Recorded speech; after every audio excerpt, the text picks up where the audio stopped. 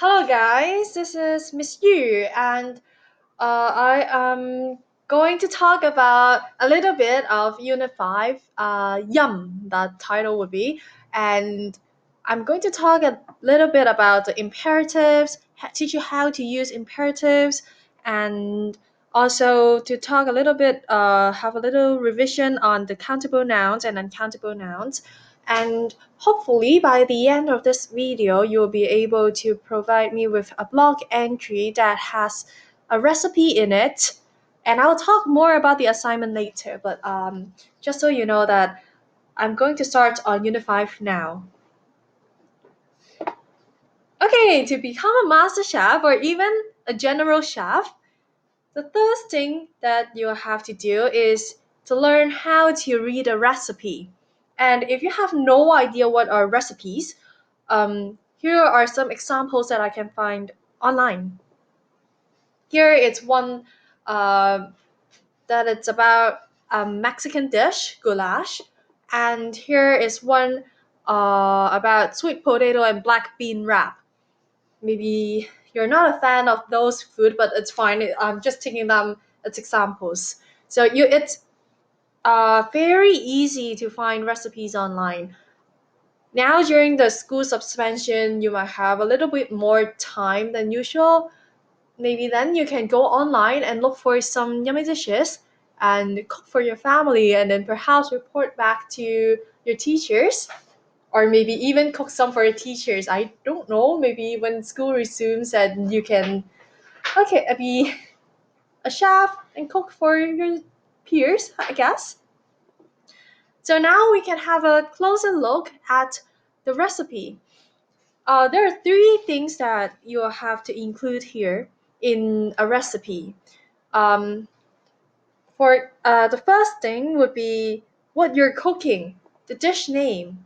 Here it's easy Mexican goulash, so it tells you that the difficulty level of cooking this dish, and also it's from Mexico. Obviously, goulash is a kind of like meat soup thing. It's just a stew like dish. And the second thing that you'll have to add would be the ingredients. The ingredients are what you need to cook this fish. Usually the food. So here we can have a look. So beef, onion, green bell pepper, different kinds of taco seasonings, macaroni. It could be things that you already have in your kitchen, or if you do not have it, then you have to take a look at the ingredients list and check with your perhaps your kitchen or your pantry to see if you have it. If you do not, you will have to go to the supermarket to buy these things before you start cooking. But please remember that ingredients do not include the different equipments that you need. So, for example, the stove, the refrigerator, the spatula, the stirrer, a fork.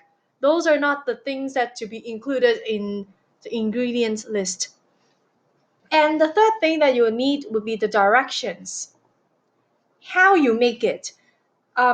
Here you can see that for preparation time that will be 15 minutes, for cooking time 15 minutes, and then it will be ready in 30 minutes in total, so 15 plus 15, all right.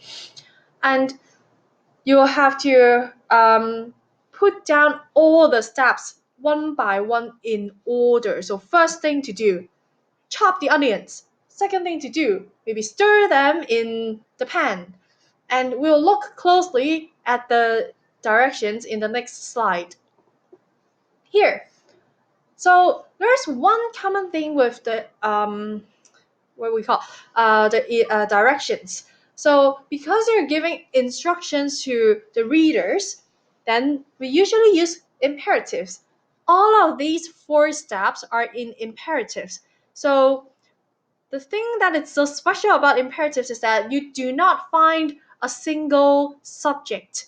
So for example, when we write a sentence, maybe Miss Yu preheats the oven to 400 degrees Fahrenheit. Then you have Miss Yu because you know who is doing that.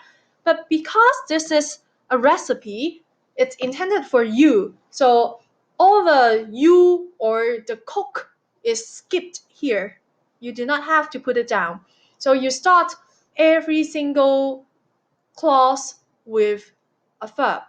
Preheat, melt, cook, add, cook again, place, cook, drain, add, stir, mix, fill, place, bake. These are the imperatives. See, the subjects are missing, but there is always the object. So oven being preheated, that will be the subject, the object. So these are the imperatives. You start a sentence or the clause with um, a verb. Please remember that the verb will be in its root form. You do not change it. So we use imperatives in our daily lives as well, other than cooking. So, for example, you can ask someone to open the door for you. So you tell them, open the door. And maybe sometimes your teacher will ask you to pay attention. In that case, those are orders or requests. Then you tell someone because you have an intended listener. So you do not have to repeat you or 1D or 陈小明, okay? If you are using the negative form, then you add do not or don't at the beginning. So don't touch that. Don't talk to your classmates. Don't play with fire. So those are the words that used. So don't do, don't touch, don't blah blah blah. Okay. For positive, you use the word in its root form. For negative, you use don't. For imperatives, it could be giving orders, asking someone to do something, giving instructions, just like what we have just looked at in the recipe. Or you can offer someone with something. So have some tea. You don't say you have some tea. Have some tea, please. Or have some tea.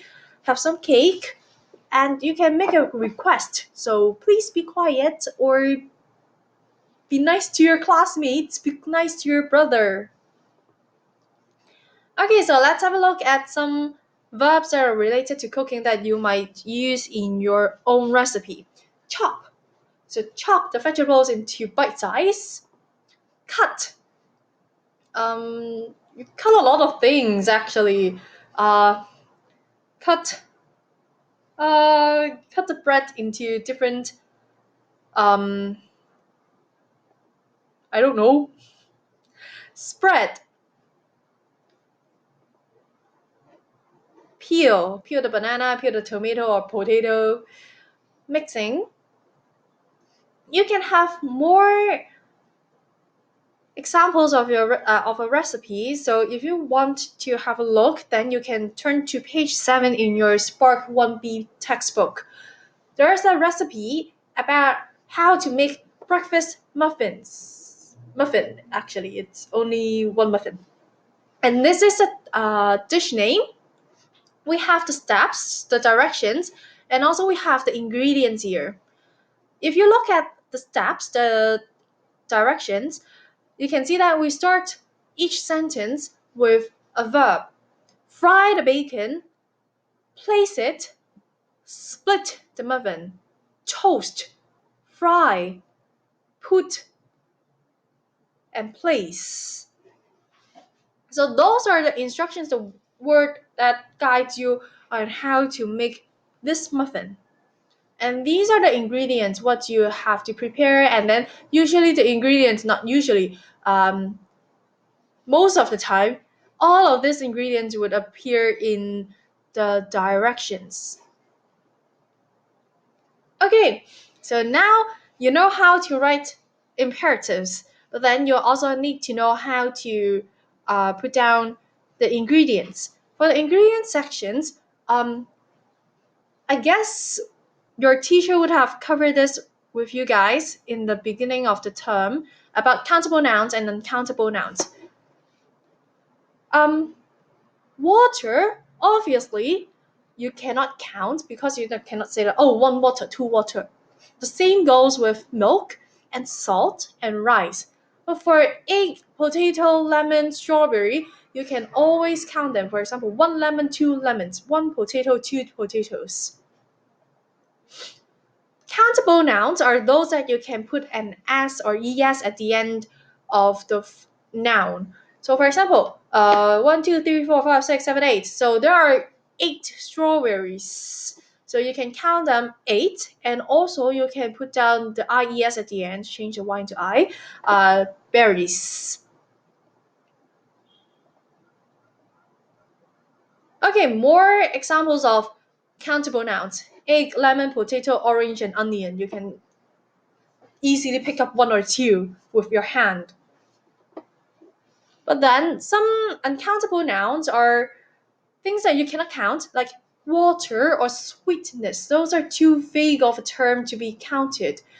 And things that are difficult to count, for example, rice and sand. If you talk about something not food, maybe hair, you can say the hair is difficult to count. That's why we always refer to the hair as uncountable nouns. When you can count them, you can put down a number before the nouns. So, for example, one or two or three or four, and then add the s at the end to indicate that it's more than one. But sometimes it's not. Some of the fruit and vegetables are not easily separated into individual items, so they are usually uncountable. For example, broccoli. You can have one broccoli, but once you chop it into half, then it becomes two broccolis. So that doesn't really make sense. So I suppose that for things that like spinach and broccoli, you treat them as uncountable nouns. Okay, you can refer them as a whole, so two watermelons here, but you can also refer them as a part of the whole, some watermelon. You don't have to say two slices or three slices, so just some watermelon to describe this one here. Okay, I guess you know how to use the s and the not s. So when you can count something and it's only one, then you can add a or an, and it's for countable nouns that begins with a vowel sound, the a, e, I, o, u usually. And for uncountable nouns, then you just do not use the a or an, and you do not have to add the s at the end as well. So milk, sesame, water, that will be fine. General rules that are covered in the beginning of term one. Again, covered in term one. You can have a look at your grammar book if you forgot or would like some revisions.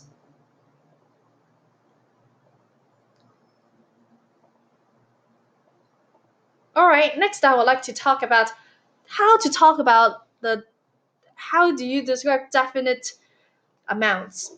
So you use quantity words. So quantity words are usually like this: a carton of eggs. When you buy eggs, you don't buy like one egg or three eggs, but you buy the whole package with the container.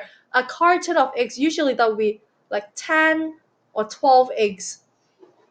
You can describe them using quantity words that suggest the item's shape. A block of cheese, a wheel of cheese, it's all about the shape or the measurement. A handful of nuts that you use your hand to measure, like to grab some, and then that's a handful. You can use quantity words with both plural countable nouns and uncountable nouns.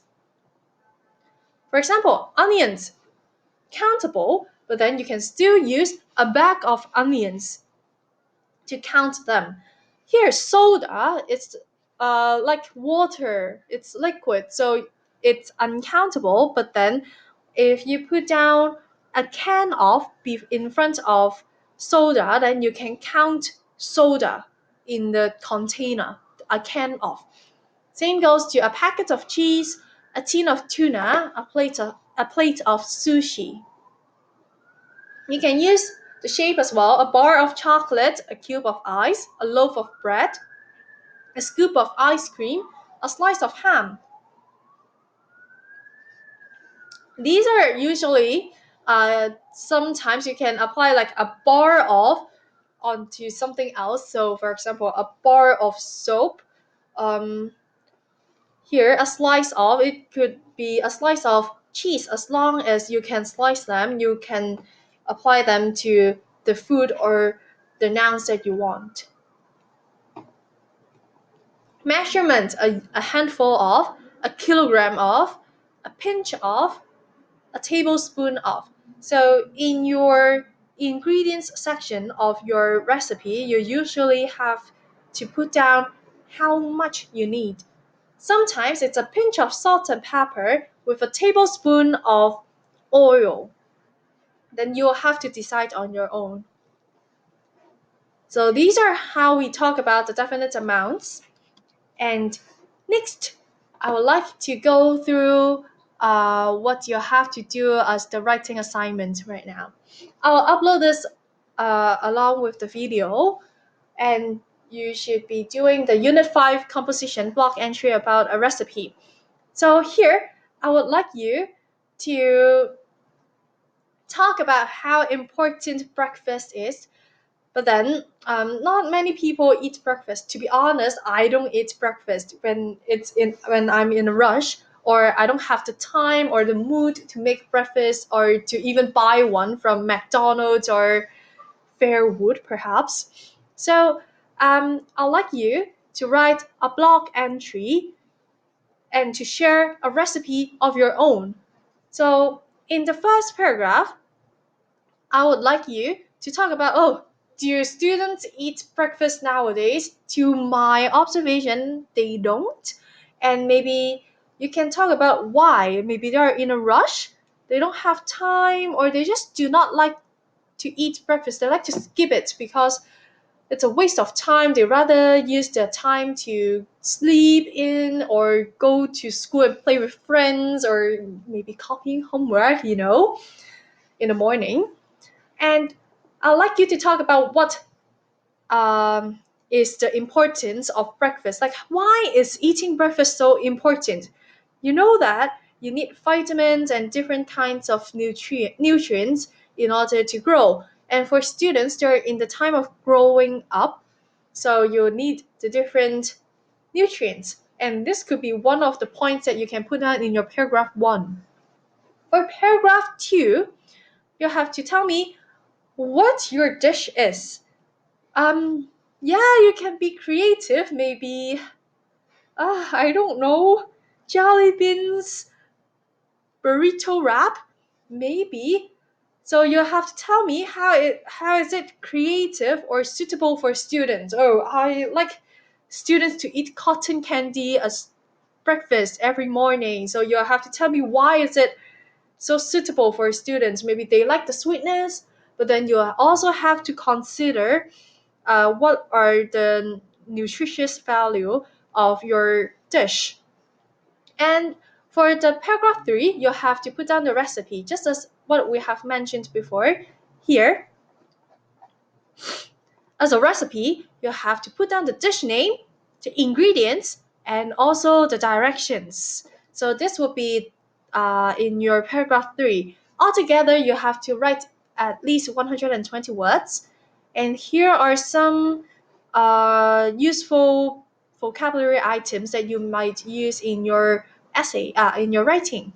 So, for example, the breakfast item, the thing that you want the students to eat, it could be noodle dish, it could be a rice dish or congee. Those are the usual healthy choices.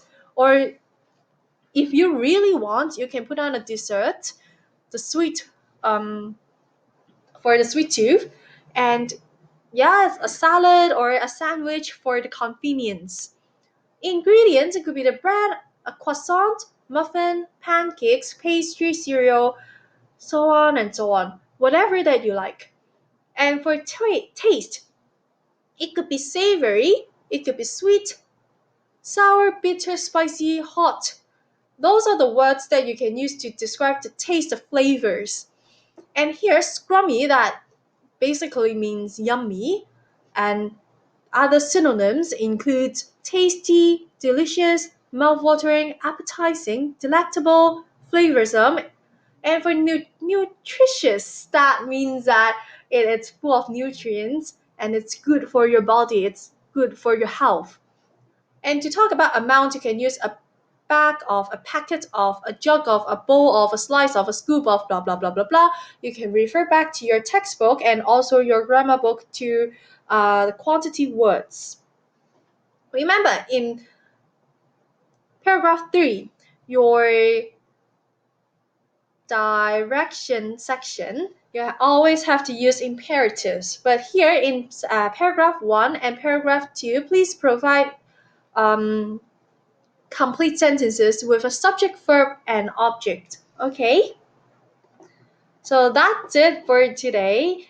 I will upload more resources to you guys onto the internet so you can refer to them while you work.